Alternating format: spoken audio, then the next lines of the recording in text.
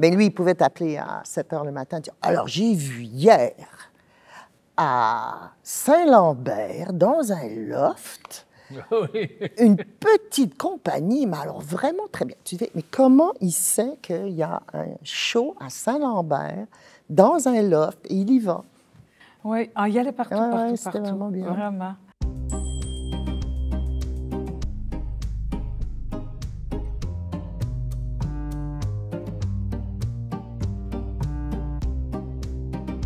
Chère Alice, oui. Cher Gilles, cher Marcel, c'est quand même assez étonnant de vous voir sur cette scène réunis pour les 70 ans du TNM, alors que, je dis toujours la même chose, vous êtes tellement habitués, toi dans la peau du metteur en scène et vous deux dans la peau d'un personnage. Et là, on vous a en chair et en os, présent.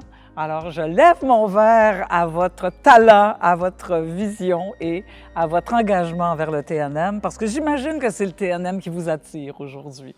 Hein? Tout à fait. Ah, le verre ça, au hein? TNM! Ben oui, au TNM! Yes!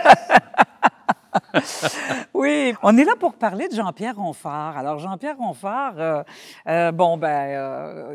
inutile de dire que Alice le connaît vraiment très bien, beaucoup mieux que nous tous d'ailleurs.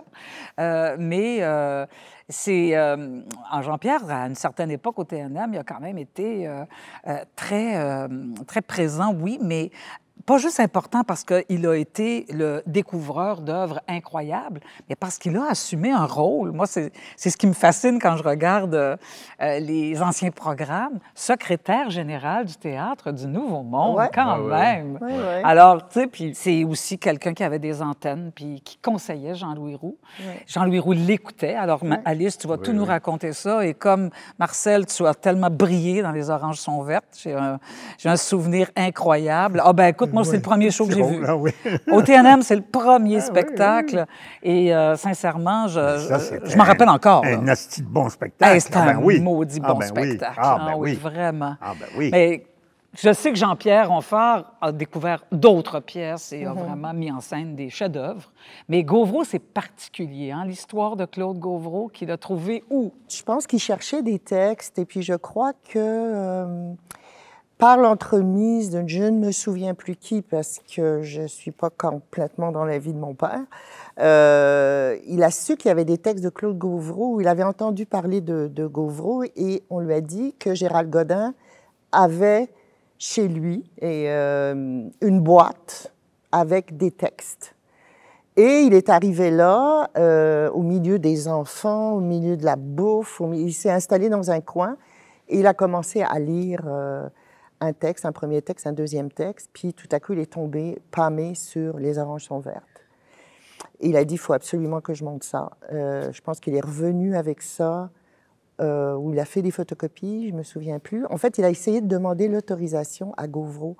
Il a attendu, caché, dans les escaliers. Oui, c'est toute une histoire, ça. Il lui a laissé un petit mot dans la boîte aux lettres, en disant, écoutez, j'aimerais monter votre pièce... Et il l'a pas vu parce qu'à ce moment-là, il était, je crois, interné. Oui, il était interné, oui. Mais il a attendu, il dit, comme un voleur dans les escaliers pour essayer quand même d'avoir accès à lui. Et finalement, il dit, comme un lâche, en fait, j'ai juste laissé un petit mot dans la boîte aux lettres, auquel il a répondu d'ailleurs.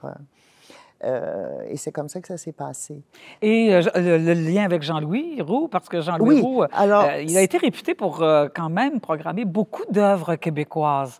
On associe Jean-Louis Roux à des classiques, mais son règne a été marqué par des créations québécoises. Non, je crois que j'ai lu des lettres de Jean-Louis à Jean-Pierre qui disaient que c'est une nécessité de monter cette pièce-là. Ah, c'est formidable. Je crois qu'il a vraiment, il a vraiment endossé la responsabilité de monter Les Oranges sont vertes, qui s'ouvre quand même pour les années 70 sur une ode au clitoris, ce qui est quand même assez, osé. Même encore aujourd'hui. Il n'y a pas beaucoup de théâtres québécois qui ouvrent sur au clitoris. Bon. Non, c'était très audacieux. Je ne sais pas, Marcel, toi qui as été de la création, quel souvenir tu gardes de ça? Inexplicable? Moi, c'est le premier souvenir, c'est Jean-Pierre qui était à la maison, dans la salle à manger. Je disais ça encore hier à Françoise. Je disais encore où était Jean-Pierre quand il m'a demandé ça. Alors, il y a une grande table. Il est allé, il se promenait. Puis il dit, Marcel, il dit, est-ce que tu jouerais dans du Gauvreau, dans Les oranges sont vertes? Ah, certainement. Certainement. Où ça? Au TNM. Non. J'ai dit, sûr et certain que Claude Gauvreau vivant, jamais tu monteras Les oranges sont vertes au TNM. Bien, il dit, pourquoi? Voyons donc. Ah, j'ai dit, c'est parce que au TNM jouent les acteurs qui sont d'entre les meilleurs au Québec. Claude Gauvreau a une révérence pour les acteurs, pour des bons acteurs. Et là, sachant qu'il va être joué au Théâtre du Nouveau Monde par des bons acteurs, tout à coup, sa pièce ne marche pas. Et c'est la pièce du plus grand auteur dramatique vivant, qui est Claude Gauvreau. Dans sa tête, à lui, il est le plus grand. Oui, c'est vrai. Oui. J'ai dit, jamais tu monteras, et ça, je vous jure que ce sont mes paroles, Et jamais tu monteras, Claude Gauvreau vivant, jamais tu monteras Les oranges sont vertes au TNM. Ça a pris énormément de ténacité, d'entêtement de la part de Jean-Pierre Ronfort pour dire « je vais la monter ». Malgré tout, malgré sans doute cette peur-là de Gauvreau d'être joué dans ce grand théâtre avec des grands acteurs, mais il l'a quand même fait. Je veux dire, ça a été programmé par Ronfort, par Jean À la force des poignets. Ben, c'est ça. Alors, tu sais, ça, c'est quand même révélateur d'une volonté de faire bouger les choses, là. Extraordinaire. Je sais que Jean-Pierre, toujours dans un texte qu'il a écrit, raconte que sur la rue Vigée, où il habitait, c'était tortilla flat. Gauvreau, il venait, moi ça je m'en souviens, il venait régulièrement pendant l'été pour faire les coupures avec Jean-Pierre. Puis là, il se mettait dans cette espèce de lit de chambre où il n'y avait que des matelas. C'était très l'époque hippie, hein? Et les deux s'installaient là, puis après, il y avait Jean-Pierre l'invitait à souper, donc il y avait les enfants, nous, on était là, on niaisait, et puis c'est un souvenir très, très précis dans ma tête de quelqu'un qui vit quelque chose de très intense. Parce qu'il était à table et puis il soufflait comme un buffle. Je me souviens de cette présence animale autour de la table. C'était quelqu'un qui était imposant, hein, physiquement, puis une espèce de respiration comme un buffle. Moi, j'ai l'image d'un buffle. Et ça, c'était des sessions qu'il faisait avec Jean-Pierre où il y avait des coupures à faire. Puis Jean-Pierre disait, il coupait, c'était des négociations avec Claude Gauvreau, puis il s'entendait. Puis le lendemain, il revenait puis il n'était plus d'accord. Fait qu'il remettait les coupures qu'ils avaient coupées la veille. C'était tout un travail de coupure et d'aménagement, en fait, du texte pour la scène, pour le TNM. Mais c'est vrai que quelque part, je pense que tu as raison. Je pense que c'est presque logique dans tout ce qu'il a écrit puis dans tout ce qu'il a défendu que quelque part, c'était comme impossible que ça se passe sur la scène du TNM. Ouais. Je pense que tu as raison. Mais moi, je parlerais davantage de la pièce, de la production, ouais. De l'impact sur le public, la période aussi. Je crois que ça a été un coup de poing phénoménal. Ça a été un grand succès. Oui, mais attends, il y a eu, après que Batlam tire, parce que ça, c'était quelque chose, hein, on peut plus le faire maintenant, mais c'était vraiment des mitraillettes, puis ils tiraient sur le public, hein. C'était vraiment ça n'arrêtait pas. Là. Les mitraillettes, ils tiraient partout, en haut, en bas. Ça durait peut-être 3-4 minutes, cette affaire-là. Et il y a eu un silence de mort. C'est le cas de le dire. Et il y a un gars qui a fait « Tabarnak! » Puis là, les gens ont applaudi. Puis après, ça a été le délire pendant, je pense que vous avez joué je ne sais pas combien de fois. Là. Mais je me demande si c'est le même... Je ne sais pas si c'est le même phénomène, parce que je l'ai vu, la charge l'Orignal et Pormial, montée par Jean-Pierre Ronfort aussi. Mais on sait que la pièce n'a pas... C'est pas la même fougue. C'est moins spectaculaire. Non, c'est moins spectaculaire, beaucoup moins spectaculaire. C'est beaucoup plus noir, c'est beaucoup plus intellectuel, si on veut, que les oranges. Les oranges, spectaculaire. Il y a quelque chose de spectaculaire dans les oranges, tu sais. Je trouve que et toi et Roger Blais, vous vous êtes mis à ressembler à Gauvreau. Je ne sais pas pourquoi.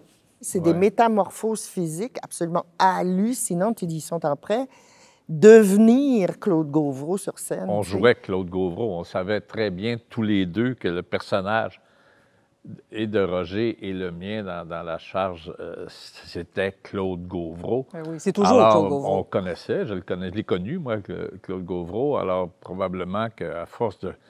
Puis c'est tellement écrit de façon intense, drue, que tu ne peux pas faire autrement que de le jouer comme ça, tu sais. Oui, oui. Puis Jean-Pierre devait nous diriger dans ce sens-là, j'imagine.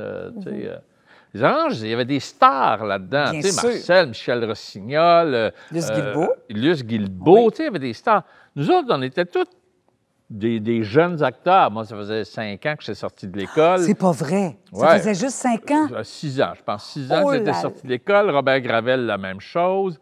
Muriel Dutil. Tu sais, Anne on Masson. Anne Masson, on venait tous de sortir de l'école, tu sais, ou à peu près. Puis, on avait le poids des Oranges derrière nous autres, qui avait été le succès phénoménal. Puis là, nous autres, on faisait la pièce noire, la deuxième pièce, tu sais, c'était comme un autre. Mais on était tellement ensemble, là, tu sais, Jean-Pierre Bergeron aussi, qui était là-dedans. On était Michel Magny. On était tellement un cocon, c'était incroyable. À un moment donné, là, il y a quelqu'un qui a dit « Hey, gang, faut se laver. » Je dis « Quoi? » Oui, on pue. La répétition, on était tellement... On était là jour et nuit, là, on répétait, puis on répétait, puis on répétait, puis on répétait. Que, tu sais, on vivait plus, on se lavait plus, on mangeait tout, on n'existait plus, on était la pièce. C'était extraordinaire. Ça a été vraiment... Jean-Pierre, il embarquait là-dedans, là, tu sais, à pleine main, à plein pied, à pleine d'idées. C'était extraordinaire. Moi, c'était un des grands... C'était mon premier grand souvenir de théâtre. C'était de faire ce spectacle-là avec Jean-Pierre. C'est la première fois que je travaillais avec Jean-Pierre, d'ailleurs. J'avais jamais travaillé. Je l'avais connu à l'école. J'ai auditionné à l'École nationale devant Jean-Pierre Ronfort et Marcel Sabourin. Et Marcel Sabourin, pourquoi? Marcel, il était l'adjoint de Jean-Pierre à l'École nationale. Ouais, tu vois, ça, j'apprends ça aujourd'hui. Oui. Ah! Quand même, beau duo, beau Oui. tandem. Alors, moi, j'ai passé mes auditions devant Jean-Pierre et Marcel Sabourin. Alors, puis Jean-Pierre m'a enseigné pendant que j'étais à l'école, mais je n'avais jamais fait de spectacle avec lui. Et il me donne ce rôle-là en partant, qui était un rôle Écrasant. écrasant, énorme, Oui. que j'ai adoré faire. Puis, je me suis entendu comme ça avec Jean-Pierre. Après, on a fait plein d'affaires ensemble. C'est devenu, pour moi, Jean-Pierre, c'est un de mes maîtres, un de mes mentors. Quand tu parles de l'esprit de gang, là, le rassembleur, le gars de Ouais, party, ouais. comme tu dis, Alice, on soupe après la répétition. Ouais, tout le monde, c'est ce qu'on aimait de Jean-Pierre Ronfort, tu sais, c'est que la vie théâtrale se prolongeait chez lui après, Exactement. puis ça ne se terminait jamais. C'était une fête continuelle. Puis il y avait l'esprit de la fête aussi. Tu sais, moi, je n'ai pas connu Jean-Pierre Ronfort qui se pognait la tête en train d'essayer de trouver des idées puis de faire de la mise en scène. C'était assez ludique. C'était... Bon, allez, on se met une casserole sur la tête et on fait du théâtre. C'est ça, Jean-Pierre. Allez, on le fait. Oui. Bon. Oui, on le fait. On arrête de discuter, on le fait. Ouais. On le faisait. Mais dans les Oranges, Marcel, avez-vous vécu le même cocon? Je me souviens très bien, je mangeais dans un petit restaurant qu'il y avait juste en face du TNM, et je mangeais avec Albert Miller. Puis, on mangeait. Albert dit, Marcel, tu joues, je crois, dans 10 minutes. Ah oui. Oui, mais il faut que tu te maquilles. Non, je ne me maquille pas. Il faut que tu t'habilles. Ah, c'est une affaire de rien, c'est un truc de judo. Et puis, je ne suis pas du début. Et ne t'en fais pas, Albert. On a peur de rien. On commencerait 3/4 d'heure en retard. Qu'on est prêt à jeter ça au public. Il n'y a rien qui va nous arrêter. Et ça, c'était la première. Et j'étais en train de manger 10 minutes avant. Et alors, je me souviens d'avoir traversé la rue sur la lumière rouge. T'en sûr, Chris? Arrêtez-vous, on s'en va jouer Claude Gauvreau, hostie. Wow, un instant. Et j'entre, et Jean-Louis fait une colère. Il dit, Jean-Louis, commence pas ça, là. On s'en va au bat. Hey, c'est la première fois que je parlais à Jean-Louis comme ça, c'était mon ancien professeur, tu comprends? Mais là, non, bon, directeur du on m'en contre-calice. On s'en va au bat. J'avais raconté à Michel Rossignol que j'ai dit, il faut s'attendre à tout, Michel. À tout. Je dis, un public là, qui haït une affaire. Puis j'ai dit, on est là pour qu'il haïsse. On est là pour provoquer. Eh bien, j'ai dit, il faut s'attendre à tout. Qui monte sur scène, moi, je suis prêt à n'importe quoi. Et Michel aussi. Et alors, c'est pour ça que d'arriver... Oh, mon Dieu, j'avais mon temps. Juste parce que j'entrais plus tard aussi, il faut dire. J'entrais 10 minutes après. On n'avait pas de maquillage. Pour les costumes, on avait des costumes. C'était une costumière de Stratford, une fille que j'adorais, avec qui j'avais déjà travaillé. Et c'est bien trop compliqué, ces costumes-là. Puis ça n'a pas de bon sens, hein, Michel? Puis Michel a dit, oui, c'est vrai que c'est... Attends une minute, on va aller voir la costumière. On demande d'abord à Jean-Pierre. Jean-Pierre, il dit, ah, moi, là... Tu sais, il y en avait assez calice avec la pièce.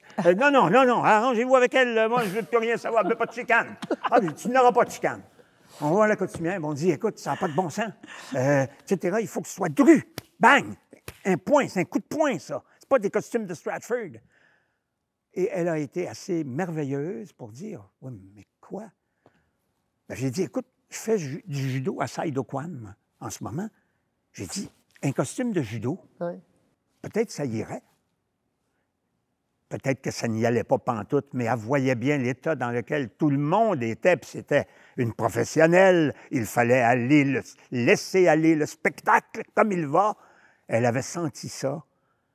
Elle a dit, bien, faites ça, oui, d'accord. Je serais tellement curieuse de voir les maquettes de ce qu'étaient les costumes comme vous changiez. Ah, ça, c'est très intéressant. Bien, c'est parce que moi, je me rappelle de la charge. La charge, quand même, il faut le dire, la charge de l'Orignal, c'est la chose, moi, qui m'avait le plus surprise, c'est les costumes. Hey, vous aviez des espèces moi, j'étais habillé en M. Michelin. Oui, tu étais habillé en M. Michelin. C'était comme une espèce de bourreau. C'était des bandelettes... que ça signifiait un homme malade, là. Tu sais, c'était un pansement. Tu avais une perruque. Oui, j'avais une grosse perruque énorme, une moustache. Oui, la moustache. Je fonçais d'un pas. Oui. Je me battais un peu contre le costume, mais Jean-Pierre respectait le costumier. Le gars avait dessiné ces costumes-là, il avait accepté les maquettes, puis il est arrivé avec le costume, puis il dit c'est ça. Alors que j'ai fait, je ne ferai pas comme Marcel Sabourin dans Les Oranges sont vertes. Et Jean-Pierre a dit, mon Dieu, tant mieux. Je vais garder le costume. Mais c'était un costume étrange.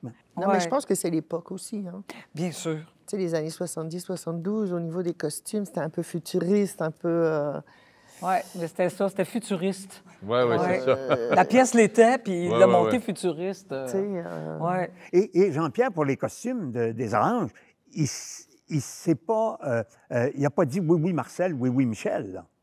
Il était très ordonné dans sa tête que le costumier, c'est lui, j'ai accepté les maquettes, c'est ma responsabilité. Mais en même temps, il voyait bien que Michel puis moi, on était ardents. Qu'on voulait risquer. Et là, ça lui disait quelque chose. Là, tu comprends? Mais non, Jean-Pierre, c'était... Autant il était fou comme la marde, autant il fallait rester dans certaines règles. Mais au théâtre, tu n'arrives à rien si tu ne restes pas dans certaines règles qui sont les mots de l'auteur. Un metteur en scène très à l'écoute des acteurs. Très à l'écoute des acteurs. Tu sais, ce qu'on suggérait, il écoutait, il aimait ça, il essayait ce qu'on lui demandait, ce qu'on voulait essayer. OK, essaye-le, puis je vais l'essayer moi aussi. Tu sais, c'était pareil quand j'ai fait AA avec lui quelques années plus tard, AA de Régent Ducharme. Là encore, on essayait. Puis là, AA, c'est une petite anecdote. Dans AA, il m'a dit, quand on fait une création, il faut faire exactement ce que l'auteur a écrit. Ah oui, on suit les didascalies. On suit les didascalies à la lettre. Au point qu'à un moment donné, il y a une scène dans AA où ils sont dans un escalier, ils sont dans l'escalier qui monte à l'appartement, qui est un escalier en colimaçon, en métal. Bien, il a fait installer un escalier en métal, ici, en bas, entre le sous-sol, puis ils arrivaient en haut, derrière le décor. Puis les deux filles avaient une scène, puis la scène passait complètement dans l'escalier en colimaçon en métal. Que personne voyait. Personne ne voyait. Moi, j'étais sur scène, puis j'entendais les deux filles parler. Puis je criais « Je vous entends! » En principe, ça se passe, je ne sais pas trop où, mais tu sais, comme s'ils sont sur la galerie. Mais Jean-Pierre, il avait fait ça en disant « On suit les didascalies. » Puis après, quand tu remontes une pièce, là, tu peux faire ce que tu veux en tant que metteur en scène. Mais il dit « Au début, tu respectes l'auteur. » C'était fantastique. On l'avait fait, là, mais vraiment, mot à mot. Les didascalies, autant chez Gauvreau que chez Ducharme, c'était la même affaire. C'est de la poésie. Là. Oui. C'est extraordinaire. Jean-Pierre avait un grand respect de ça. Un grand respect de l'auteur à ce niveau-là. Là, tu sais. Ben, c'est un auteur aussi, Jean-Pierre Onfart. Bien sûr. Oui. Le lien avec d'autres auteurs, il le respectait, il le connaissait, j'imagine. Non? Alice, tu l'as dirigé, ton père, Jean-Pierre Onfart, dans Les Troyennes. Oui. Dans une traduction-adaptation de ta mère, Marie Cardinal. Et il jouait Poséidon. Oui. Il était assez formidable. C'est un bon acteur, hein? C'est pour ça qu'il était si permissif avec vous, avec les acteurs. Il n'était pas toujours bon. Ah non? Non, il n'était pas toujours bon. Des fois, maman elle disait, franchement, t'es nul. Surtout dans ces trucs au théâtre expérimental. Oui. Il pouvait charger des fois. Oui. Il était un peu cabotin. Là. Et puis, non, il était un peu... Mais tu te souviens, tu étais avec moi à la première. On était toutes les deux en arrière de la vitre. Et j'étais, y est-tu bon? Y est-tu bon? Est-ce que ça marche? Est-ce que c'est bon? Parce que des fois, il pouvait partir sur des ballons. Moi, je ne voyais pas un Poséidon. Tu sais, il avait plutôt tendance à faire des affaires de même. Puis moi, c'était quelqu'un qui était sérieux. Pour moi, il avait abandonné les Troyennes. Il ne fallait pas qu'il aille là, tu sais. Puis je disais, ben c'est pas vraiment un comique, là, tu sais. C'était dans mes premières mises en scène aussi. Je suis quand même impressionnée de diriger Jean-Pierre. Tu sais, c'est pas évident, là. C'était pas évident, non. Et puis, j'avais toujours peur que tout à coup, il fasse des choses comme il aime bien faire, en fait. Un peu cabotin, un peu cabotin, un peu tape à l'œil. Et moi, je l'avais dirigé d'une certaine façon. Ben, il était un peu adolescent. Oui, il y avait un côté adolescent. C'est vrai. Capable de faire des affaires. Tu te disais, mais voyons, là. Oui, un peu clownesque. Mais il aimait faire rire. Alors, bon. Oui, c'est ça. Moi, ce qui me fascinait aussi chez Jean-Pierre Onfart, en dehors du TNM, mais c'est ce que les gens appréciaient, les artistes appréciaient beaucoup de lui aussi, c'est qu'il voyait tout. Il allait au théâtre, cet homme. C'est un peu comme Janine Suto. C'était la Janine Suto mâle. Il allait tout le temps au théâtre. Il voyait tout.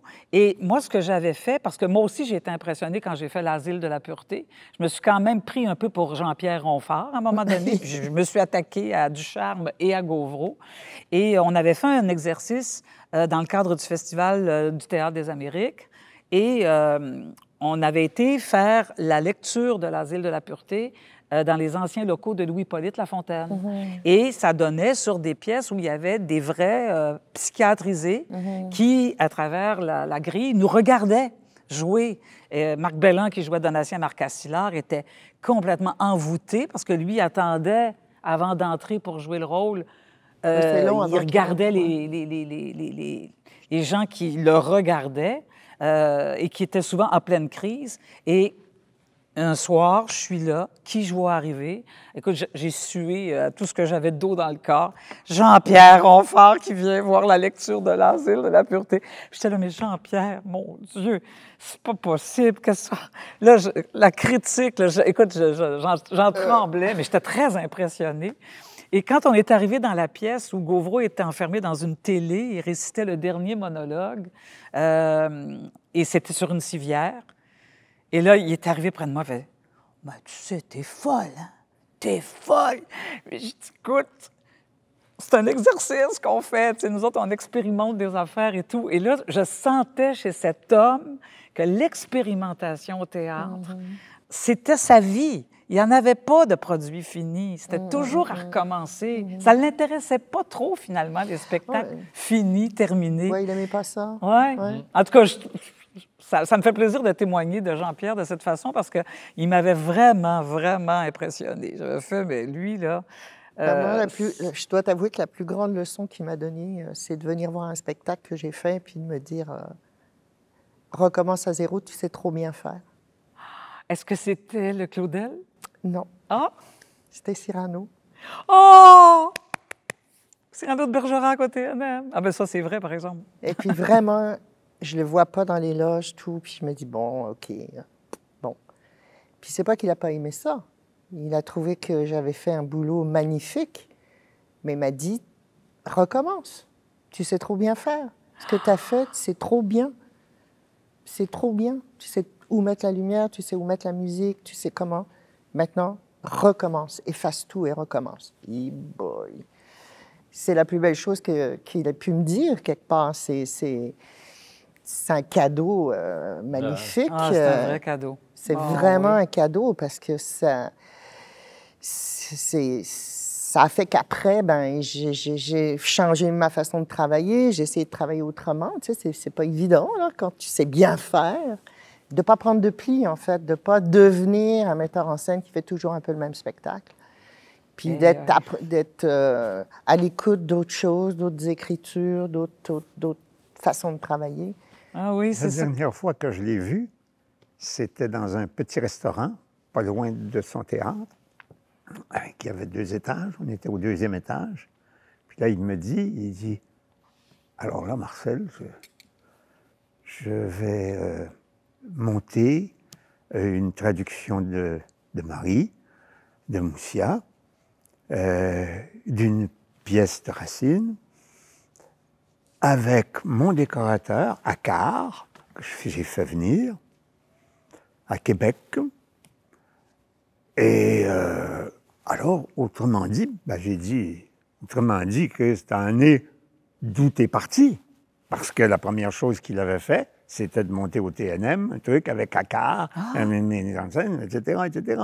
Jean Gascon avait haï ça. C'était effrayant. Depuis ce temps-là, ils ne se sont jamais aimés, ces deux-là, et moi, je les aimais tous les deux beaucoup. Mais j'ai dit, écoute, t'as fait le tour, tu reviens avec Accard, tu reviens avec Racine, tu reviens, etc., etc. Il dit, ben oui. Ben, j'ai dit, il te reste juste à mourir. Il dit, ben oui. Eh ben, Il est mort. Il est mort. À sa santé. Ah ben oui, Alors, allez. à oui. Jean-Pierre Ronfard. À Jean-Pierre Et Ronfort. puis au TNM. Oui, Quel à merveilleux Jean-Pierre, bonhomme. merci, merci. Et aux 70 ans du TNM, parce Oui. que les 70 ans, c'est fait pour se rappeler. En effet, les grands fondateurs, les grands bâtisseurs, Jean-Pierre alors là. Ronfort en fait partie. Oh. Merci, merci beaucoup. Mais merci à toi, Oui, Lorraine. vraiment.